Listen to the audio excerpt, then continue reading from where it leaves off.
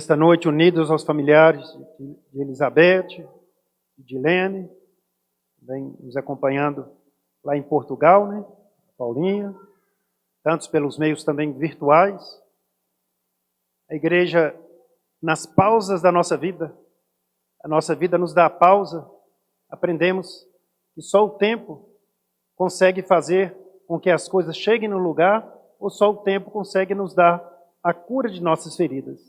E nesse tempo da vida, de uma maneira pedagógica, às vezes o 7º dia, tendo essa transferência de um dia após, um dia depois, como é o caso de Lene, né? Seria um dia de ontem, nós priorizando a quarta-feira. Para que nessa pausa do tempo, dos 7 dias, nós possamos, no ar da graça, no conforto do Espírito Santo, no auxílio de nossa fé, sustentar os nossos passos.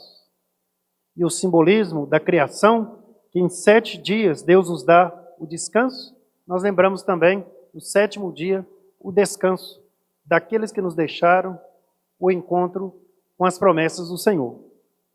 E as leituras desta noite, a primeira, tão conhecida de nós, da leitura de Samuel. Davi, servo, que é levado para lutar com um gigante filisteu. Conhecemos muito, né, desta passagem, até nos filmes. Filisteu, um homem de guerra, um homem treinado com arma, e Davi pequeno, franzino, sem força, mas com uma força que ultrapassa a condição física, com uma força que ultrapassa os critérios humanos. Na sua fragilidade, na sua pequenez, ele era sustentado pela força de Deus. Enfrentou um gigante, concentrado na sua realidade da força humana. E Davi, na sua pequenez humana, era sustentado pela força de Deus. E ele vence o gigante, trazendo no alfage uma pedra, e naquela pedra ele consegue derrubar e vencer o gigante. Essa leitura para nós é muito importante. Que entre tantas realidades da vida, que a gente se sente pequeno, está a realidade do sofrimento, da dor e da separação. Muitas realidades dessa vida nos tornam grandes. E o outro nos torna pequenos. Como a realidade do sofrimento e da morte. Mas da nossa pequenez, nada trazemos de nossa força humana, nada trazemos de nossas explicações, mas ao mesmo tempo confiamos que a força do Senhor nos sustenta, nos ampara e refaz nossas realidades de esperança mais profundas. Em todos os momentos que a vida, como esta leitura nos narra, nos fazer pequenos, que a gente possa confiar no auxílio e no socorro do Senhor que vem sobre nós.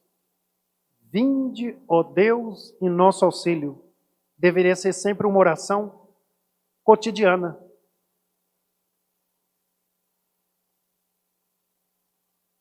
Muitas coisas vêm sem a gente perceber em nosso auxílio. Às vezes, o que nós temos como auxílio é o desespero. Temos em nosso auxílio a preocupação. Temos em nosso auxílio, muitas vezes, a nossa realidade tão afastada daquilo que nos faz crescer. Então, sempre pedir, né? Deus, que o Senhor esteja sobre mim e seja o meu auxílio. E o Evangelho, quase que um Evangelho sinodal, o Papa Francisco, tantos que nos acompanham pelas redes sociais, o Papa quer escutar no mundo, quer avaliar no mundo como nós somos vistos, como estamos, Onde queremos chegar? Então o sínodo lembra o caminho e a escuta. Como nós estamos situados no mundo? Como o mundo nos vê? Quais as respostas precisamos de dar? Então o sínodo, a igreja sinodal do mundo inteiro, avalia o seu caminho, avalia as respostas e, sobretudo, o sínodo quer despertar o coração de tantas e tantas pessoas que não conseguem viver sua fé e, às vezes, estão mais afastados do que presente. E por que eu citei o Evangelho? Porque o Evangelho nós temos aqui Jesus como um homem que sempre promoveu a inclusão, a vida, e foi condenado por isso. Um homem estava na sinagoga de mão seca. A sinagoga é a igreja. Como nós tratamos aqueles que estão secos pelo pecado, secos pela falta de sentido de vida, secos pelas suas escolhas erradas da vida? Como essas pessoas são tratadas? Elas se sentem acolhidas? A igreja promove a vida para essas pessoas que estão fora da vida? E Jesus logo percebe aquele homem na sinagoga de mão seca. E quem estava ali? Os fariseus e os partidários de Herodes. Eram pessoas que usavam a religião para o benefício próprio e usavam a religião para julgar quem estava na sinagoga ou na igreja. Quantas vezes percebemos isso? Tomara que isso ainda não exista, né? Mas diz que muito tempo atrás, a pessoa comungava Jesus da Eucaristia, com o olho, ela ficava com o olho fechado, para tentar rezar. E ficava com o outro olho aberto, para ver quem estava na fila de comunhão.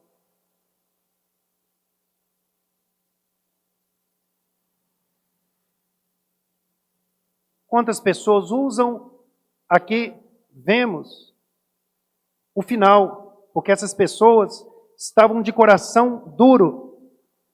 Jesus então olhou para o seu redor, cheio de ira e tristeza, porque eram duros de coração. Um coração duro é um coração infértil, é um coração que só produz dureza nos atos diante dos outros. E a dureza dessas pessoas fez com que elas não aceitassem o que Jesus fez. O que Jesus fez? Chama o homem para o meio, um homem que estava à margem. Jesus não só chama o homem para o meio, como lhe cura a mão seca. Qual que é o resultado disso, gente? E os fariseus e os partidários de Herodes, imediatamente, não foram tocados no seu coração. Um coração duro é difícil de ser tocado, né? O que eles fazem? Vão tramar uma maneira de como iria matar Jesus. Você pode ter certeza, se você viver na sua religião, na sua fé, uma fé que inclua a todos, uma fé capaz de acolher as diferenças, haverá pedradas, haverá aqueles que procurarão te matar, e aqui não matar só no sentido físico, mas matar é anular a pessoa. Então que este evangelho, muito provocante nessa igreja sinodal, nos tire essas realidades que vão nos julgando as pessoas que estão com mão seca. Ah, você viu como que aquela pessoa estava vestida na igreja? Ah, você viu que essa pessoa, ela tem isso na vida? A pessoa até vasculha a vida do outro. Essa pessoa faz isso. Quantas pessoas chegaram perto de mim, de padre? Um dia uma pessoa estava lendo, fazendo uma leitura. Padre, os outros vão achar ruim. Falei, por quê? Esta pessoa que fez a leitura da igreja é uma pessoa separada. É um fariseu, uma pessoa de coração duro, que está aqui para olhar atos, que está aqui para separar, como se a pessoa fosse a perfeição pura, né? Então a igreja sinodal, esse evangelho, gente, nosso Papa Francisco, e não pense, né, o Papa Francisco sofre resistência interna. Há pessoas que não conseguem entender esse olhar do Papa Francisco, um olhar de promover a vida, um olhar de fazer com aquele que está com a mão seca, aquele que está seca pelos acidentes da vida, aquele que está seco pela esperança. Ele precisa de recobrar a vida. Ele tem que encontrar na vida, na igreja, o sinal da vida.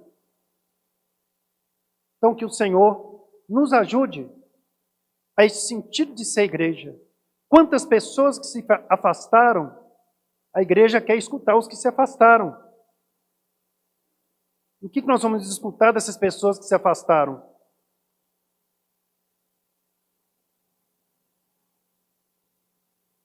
O que vamos escutar das pessoas que, por vários motivos, tinham uma fé bonita, atuante, um desejo, um coração puro de servir na igreja, mas não encontraram lugar, não encontraram acolhida, encontraram apenas julgamento e grupos, às vezes, fechados, que não dão nenhuma abertura para que o outro promova a sua vida, promova o seu dom, promova o seu carisma. Então, que o Senhor